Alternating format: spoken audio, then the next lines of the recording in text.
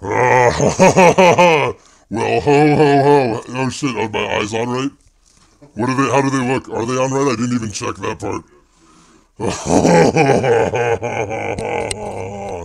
Hello, boys and girls.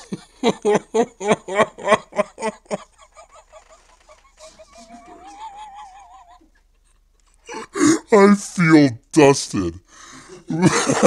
Merry Christmas, boys and girls. It's your old pal Santa Venom, and I realize that I have two very key commands set up over in OBS that I might have to actually take a peek at. Uh, could somebody take the mouse and click the checkbox next to the word thing over there? And then hand the mouse back to me. Thing. Did the thing come? There's a checkbox under, like, in the second column that says thing. Click it. Make it come on. There it is. Alright, we're gonna read some Christmas stories, boys and girls. I hope you've all been very good this year, because these are the kind of stories about things that happen to naughty boys and girls around Christmas time. This story is called The Thing. There were two young boys named Trevor and Will. They spent most of their summer vacation hanging around town like lazy assholes, looking for something to do. One hot August night, the boys were sitting on a fence by the main road. There was a cornfield just across the road. Suddenly, Trevor spotted something in the field. In the darkness, it was difficult to make out, but he thought it looked like some kind of weird animal. He nudged his friend and pointed in the direction of the strange-looking figure. Will said he could see it too. He wasn't sure, but the mysterious thing seemed vaguely human. The next thing they knew, the thing was gone. The boys craned their necks and scanned the field with their eyes. Out of the blackness came the thing.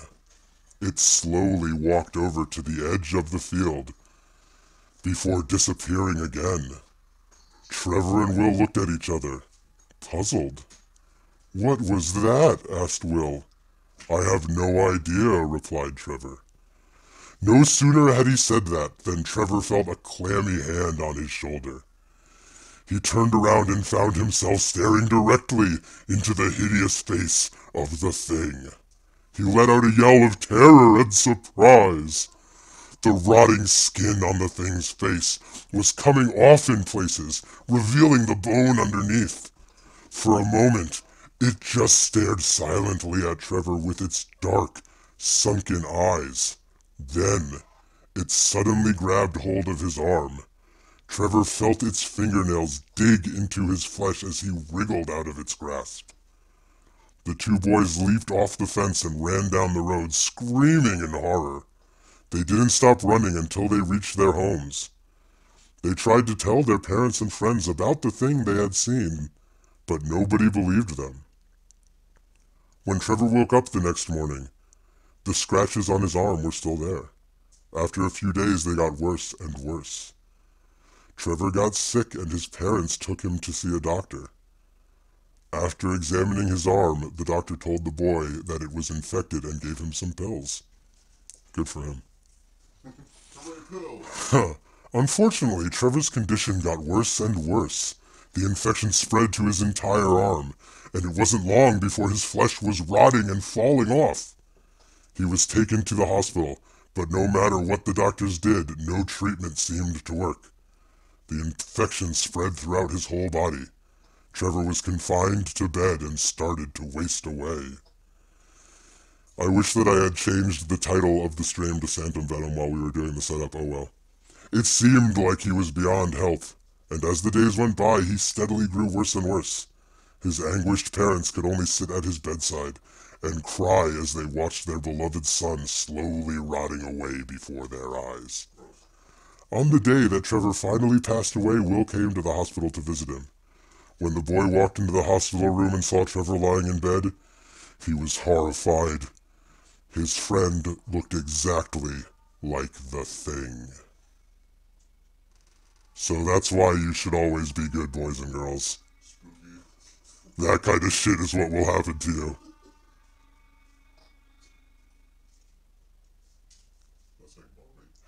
Yeah.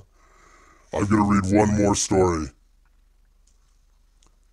And I need an assistant to come and do the same thing over here.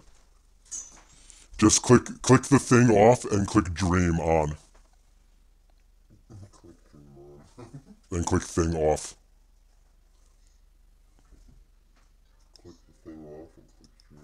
Alright, here we go. Alright guys, this story is called The Dream. The Dream.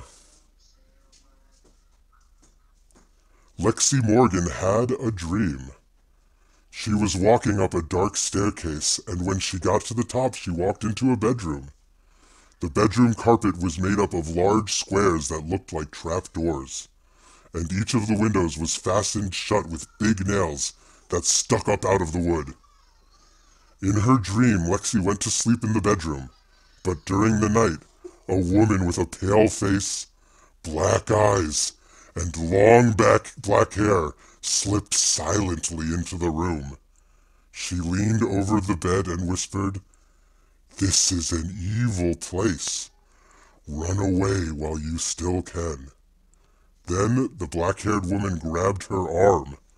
Lexi Morgan woke up with a scream and lay awake the rest of the night, shivering and shaking with fear. In the morning, she told her landlady that she had decided not to go to Kingston after all. "I can't tell you why," she said, "but I just can't bring myself to go there." "Then why don't you go to Dorset?" the landlady asked. "It's a pretty town, and it isn't too far." So Lexi Morgan went to Dorset.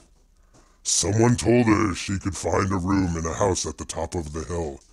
It was a pleasant-looking house, and the landlady there, a plump, motherly woman, was nice as could be. "Let's look at the room," she said. "I think you will like it." They walked up a dark... What the fuck? What the fuck is that? The lights moved and touched my back.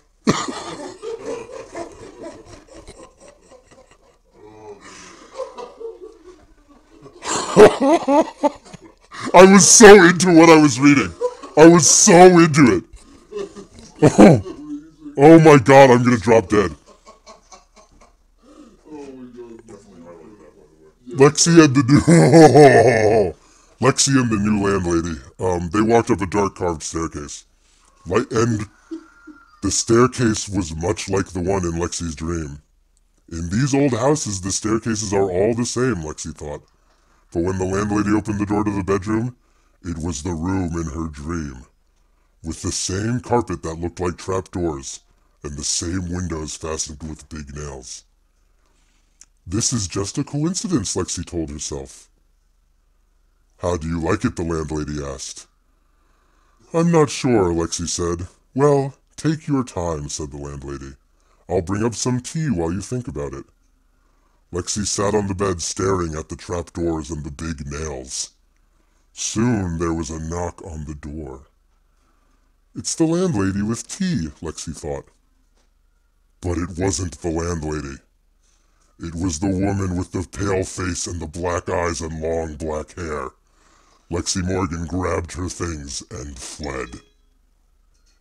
And if boys and girls, if you are naughty, that landlady might come visit you in your room tonight.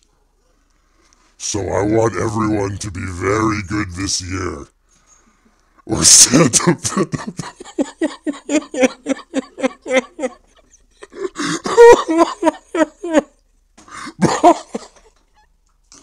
Or Santa Venom. Cadoodles, this was for you. Santa Venom, everybody, I hope everyone has a lovely holiday. I hope that wasn't too scary. We're gonna go back to playing video games now. We've got some SNES levels. Thank you all for watching this ridiculous